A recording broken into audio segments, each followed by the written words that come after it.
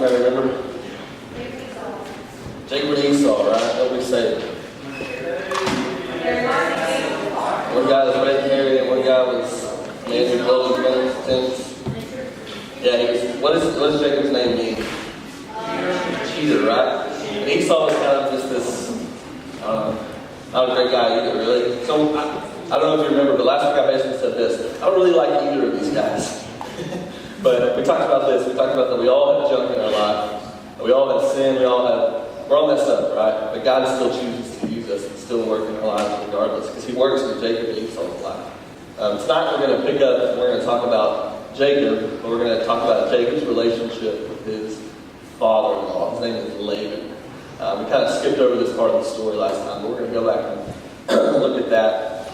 And really, tonight, to be honest again with you, I don't really like Laban either. We're in this weird phase of the Bible where I don't really like any of the characters. I don't really relate to them. I don't really look to them and go, man, I want to be like Laban. I want to be like Jacob. But what we're going to talk about tonight is this. Is that it's about grace, not works. It's about grace, not works.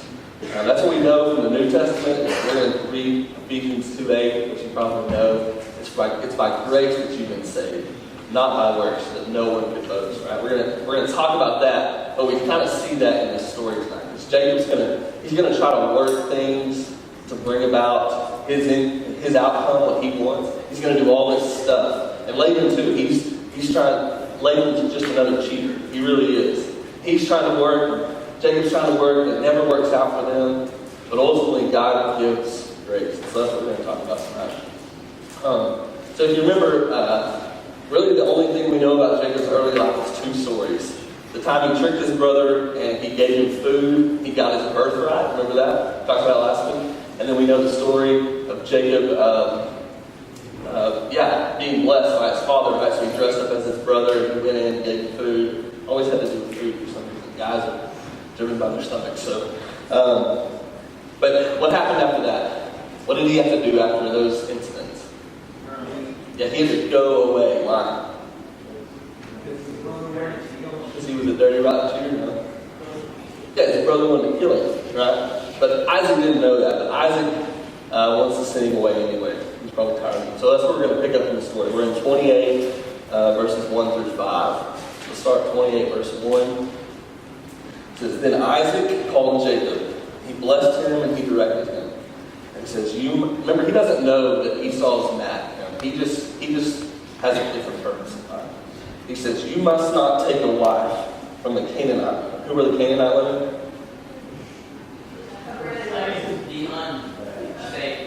The unsafe women. No, they were non-God worshipers, right? They were just pagans, right? They worshipped all kinds of gods. So he says, you must not take a wife from the Canaanite women.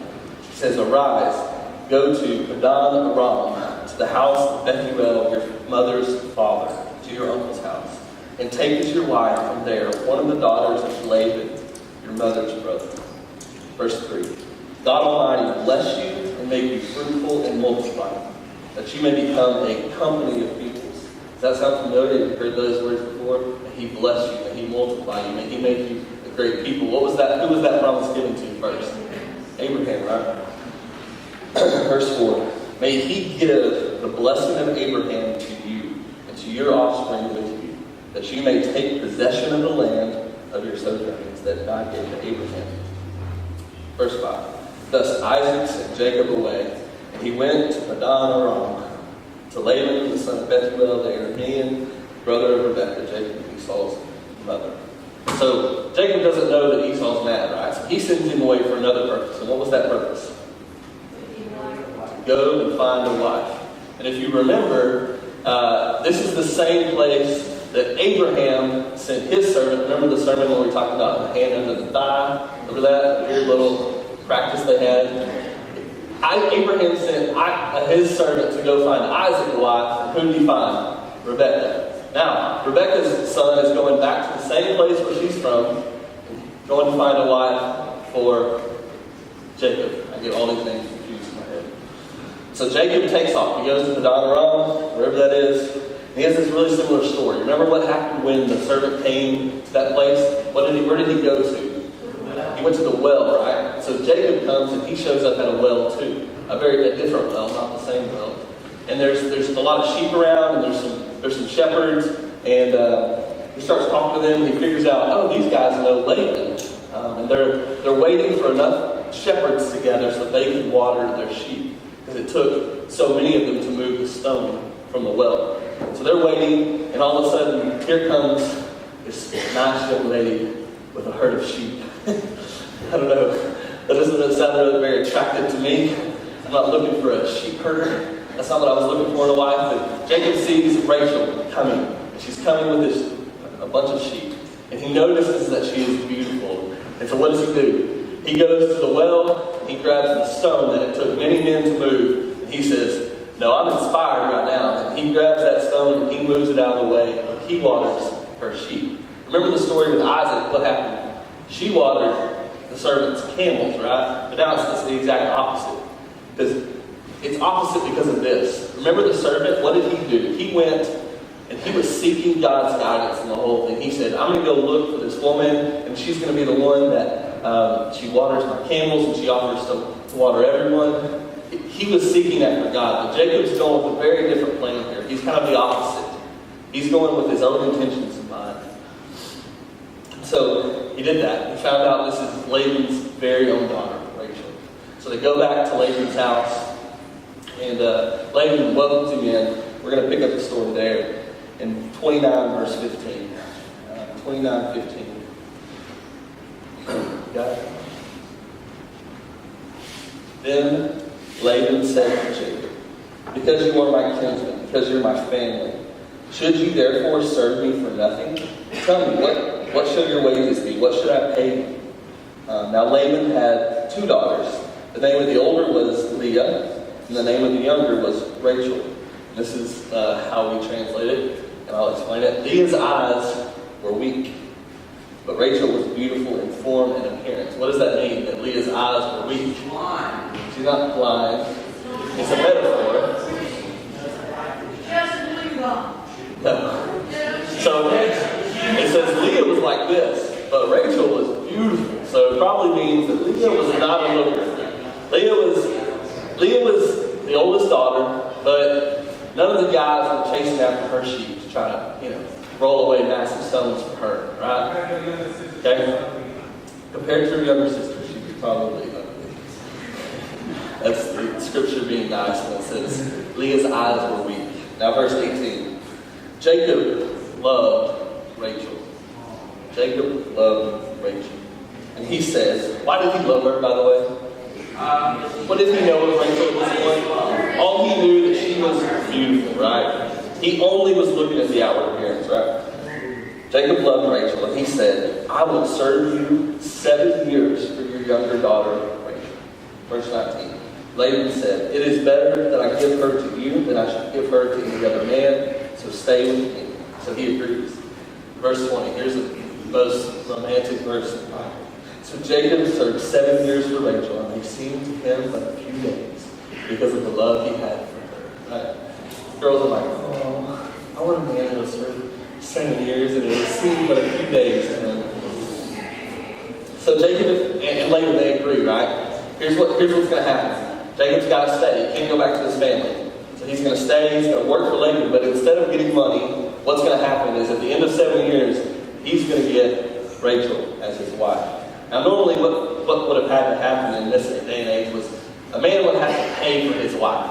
He would have to pay the father. He would have to give him many cows or camels or, and depending on, I guess, how beautiful you were or what you brought to the family, you were worth more camels or more cows or whatever. Good thing that doesn't work. It's not the same today. We don't pay for a wife. That's called something else. But Jacob agrees to work for 7 years. Here's what happens. Remember, Jacob is this cheater, right? He's this trickster. Now he comes to Laban, and Laban, sorry, did I get y'all distracted? I didn't mean to. It's because I get distracted. Okay. So remember, he is a cheater. And he's cheated his brother Esau, and I'm sure that his whole life is marked by this, right? So we just only get 2 stories. But more than likely, this is the pattern of his life. Now he comes to Laban, and what's going to happen with Laban? Laban is now going to be the cheater. And Jacob's going to be cheated. So after 7 years, here's what happens. Jacob has served faithfully. He's done what's been required of him. And they come, and he asks, okay, now it's time for you to give Rachel to me as my wife. And they throw this big wedding feast. And I don't know how all this works. I'm just telling you what the scripture says. But they throw this big wedding feast. And when it comes time that night for the bride and the groom to go and sleep together for the first time, instead of sending in Rachel, the father puts a veil, or I don't understand this, but he sends in Leah instead, the older sister. And he tricks Jacob. Now, I don't know if the wedding feast included a lot of alcohol and Jacob is drunk and has no clue what's going on. But somehow, some way, Jacob doesn't know until the morning. He wakes up and he looks to his side and he goes, that's the girl with the weak eyes. Right? He goes, that's not the one I meant to marry. And he goes to Laban and he realizes what Laban has done. Laban is tricked him. He says, no, you gave me the wrong wife. And Laban says to him, he goes, it's not customary in our culture to give away the younger daughter first. And so I gave you Leah. Now what you can do is you can serve me for another 7 years and I'll give you Rachel. And at this point, Jacob couldn't just abandon her. Because to abandon her would mean that she was spoiled goods, if you will. She would never find another husband. So Jacob had to stay married to Leah. So he did. He served another 7 years and eventually he gets Rachel. You see this? Like, Jacob is not following after God's will. And there are consequences to that. He didn't go to the well and say, God, who is it that you have for me? He went to the well and he said, that's her right there. I'm going to go do this. I'm going to do this on my own. I've got my own plans. But he wasn't following God's will. And this is what happens. So think about this story. Jacob was sent to find one wife. He was sent to find one wife. His father didn't say, now go to Padan Aram and find many wives from the house of Bethuel. No, he said, go find a wife. And so Jacob is gone. He didn't seek God's decision at all.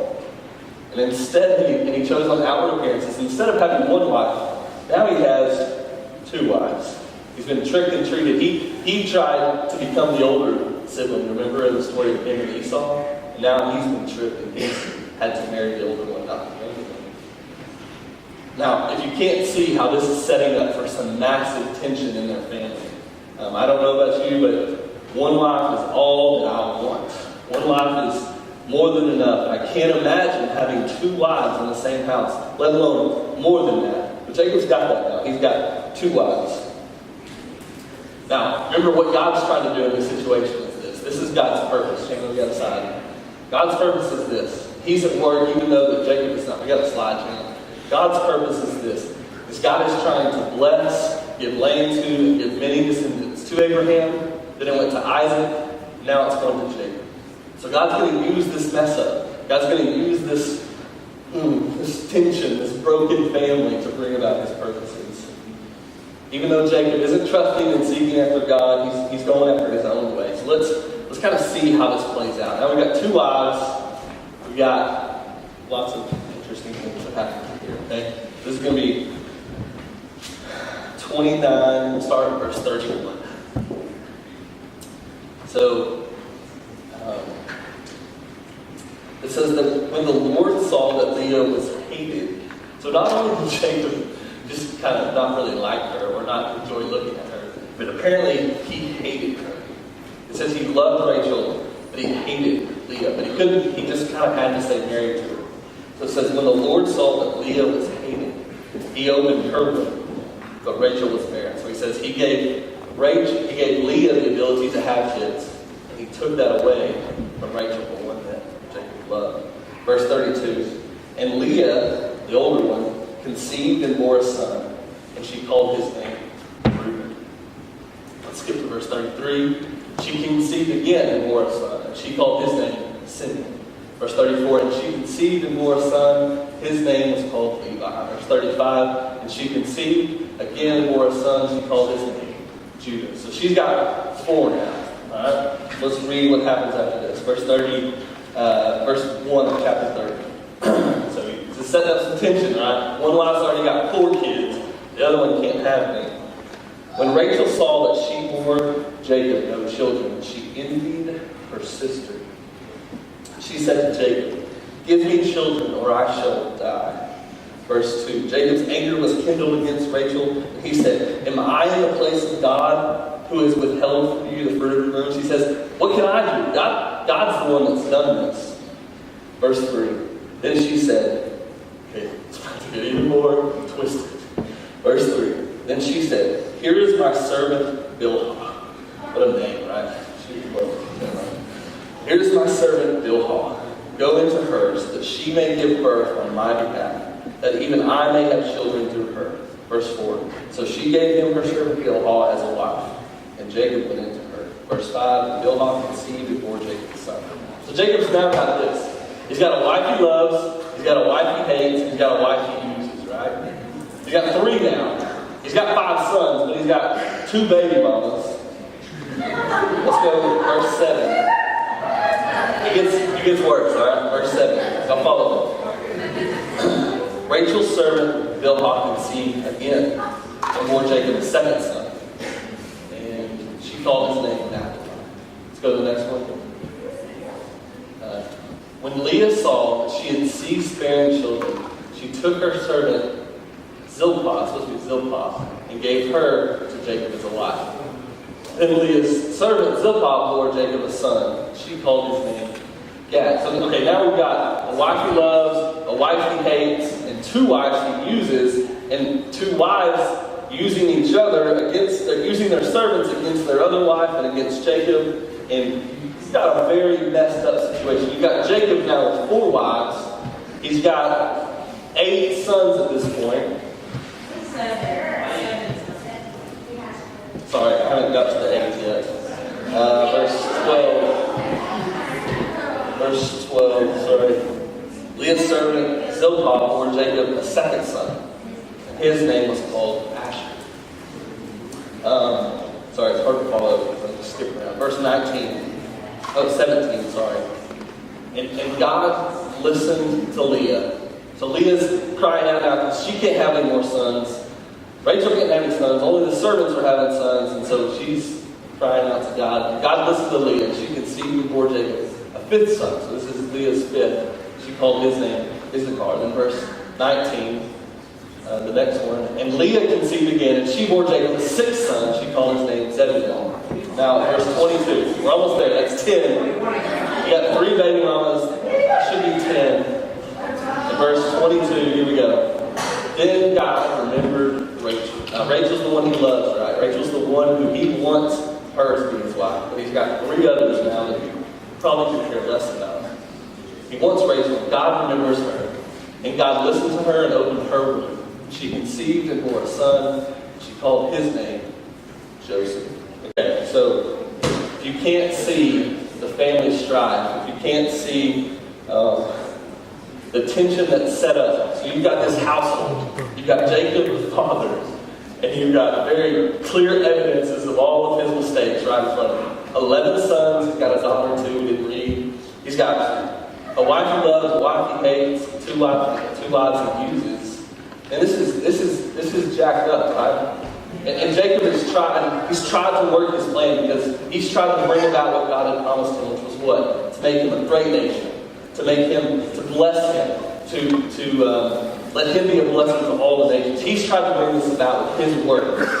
But what has that brought about? A very jacked up family. Jacob has these 2 major letdowns in his life. He tries to marry Rachel, but he ends up getting Leah. And he tries to bring about his sons and his line through Rachel, but he ends up actually the line goes through Leah. So Jacob thinks, okay, I know how this is going to go, and we're not that different than Jacob. We go, I know what's best. I know how to live my life. I know how to pick and choose a mate. I know how to pick and choose a career. I know, I can see it, and we use our human wisdom. And what this story is teaching us is that a lot of times what happens, we think we know what's best. We think we know it's the right way, but God often chooses based on something completely different. See, God looks at the heart. God looks at grace, not at works. So after this, Jacob spends the next 13 years with Laban. And he's trying to work, and he's trying to make money. Laban's not paying him.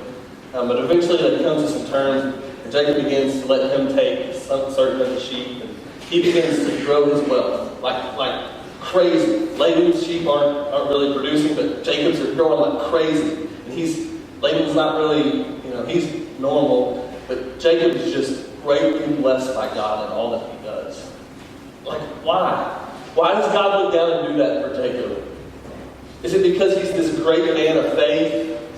Is it because he's done everything right? He's done exactly what God told him to do? No, he's done the exact opposite of that his whole life. But God looks down and he says, I'm going to bless Jacob. Like, what is that called? That's called grace, right? It wasn't because of his works. It wasn't because of anything that he had done. It was grace. And so eventually what happens is this, and this is the end of the story, and then I'm going to talk about two things and then we're done. This is what happens. Jacob starts to grow. His family starts to become great. And Laban continues to try to cheat him out of his stuff. And so eventually, even his wives are tired of their father. And so they say, no, we want to go back to where you're from. We want to go back to the promised land, Canaan. So they come up with this plan. They're going to leave, and they bolt one day. They don't even tell Laban they're leaving. And we're talking about probably 50 people with all of his servants and everything. They bolt, they take all their sheep, all their wealth, everything. And eventually, Laban catches up to them, and they have this little argument or whatever. Sorry, we're just skipping over chapter. But they have this little argument, and God comes to Laban and he says, don't mess with me. Don't, this is it. Y'all are going to split ways. And Jacob finally begins to realize what happens. Jacob finally begins to realize, look, I've worked and I've worked and I've worked, and it's not about pride. I've been messed up so many times.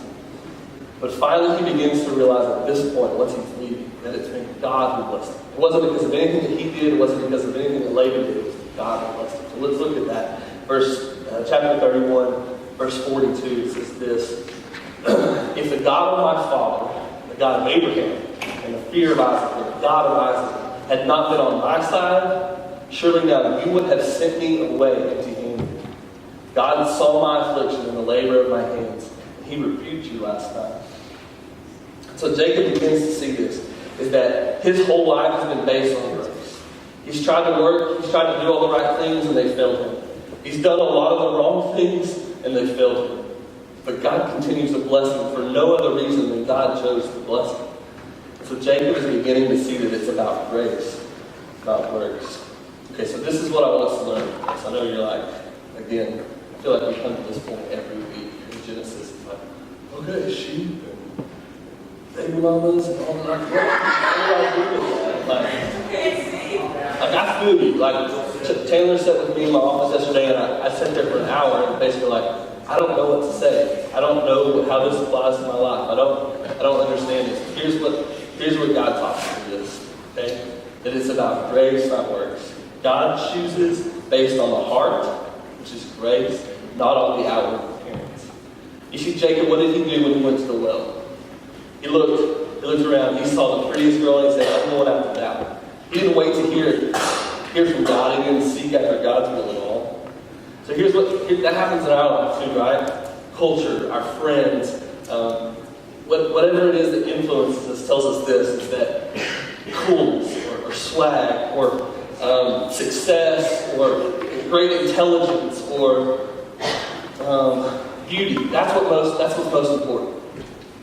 That's what you got to go after, is outward appearances, right? That's what you need to change. That's what you need to be about.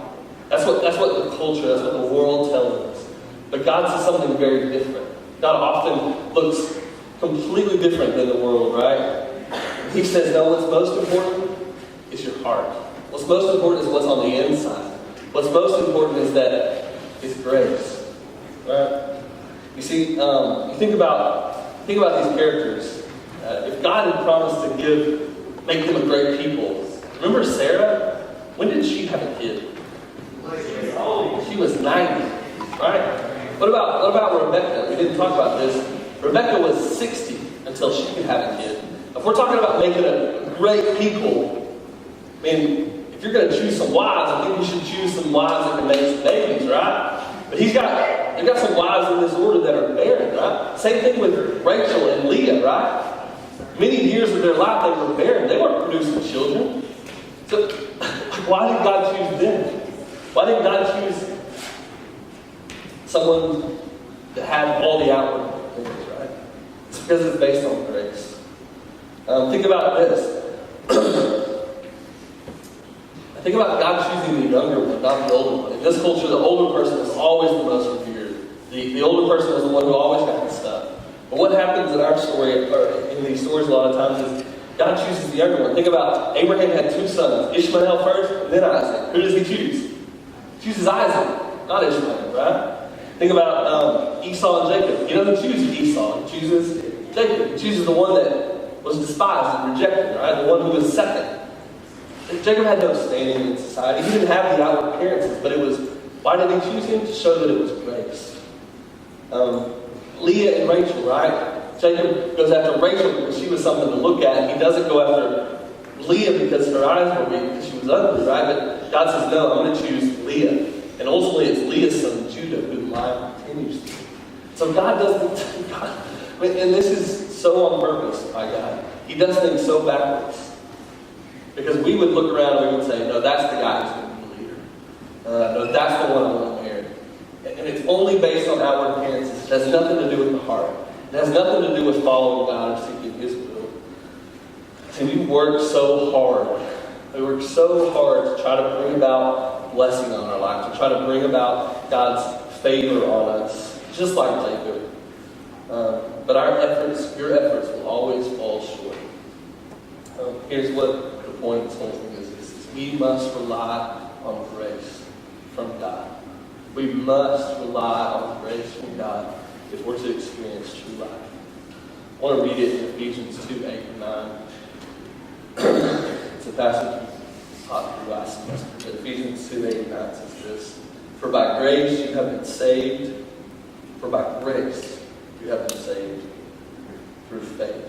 And this is not your own doing. It's the gift of God. Not something you earn. It's a gift.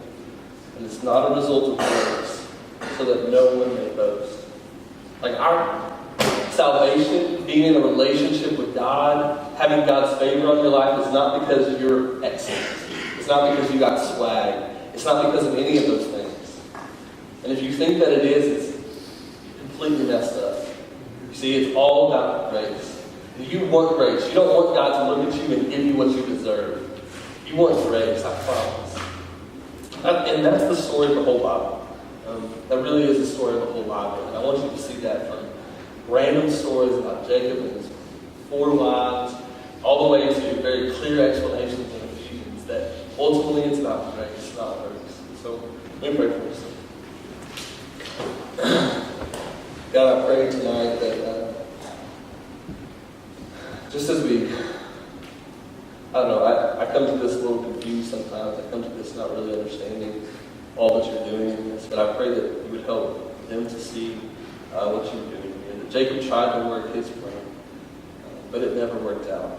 And ultimately, it was the only reason he was blessed and increased was because you did it. And so I pray that that would be true in these students' lives, that they wouldn't spend years and years and years chasing, trying to be cool, trying to be successful, thinking that that will fulfill them. God, but I pray that they would seek grace. They would seek grace from you. God, you are a God who loves us. You're a good Father. You do good to us. And so we pray that these students would understand that, and that your grace would motivate them. So we love you. We praise you. Just pray that we have a great night. We love you. Pray also for something.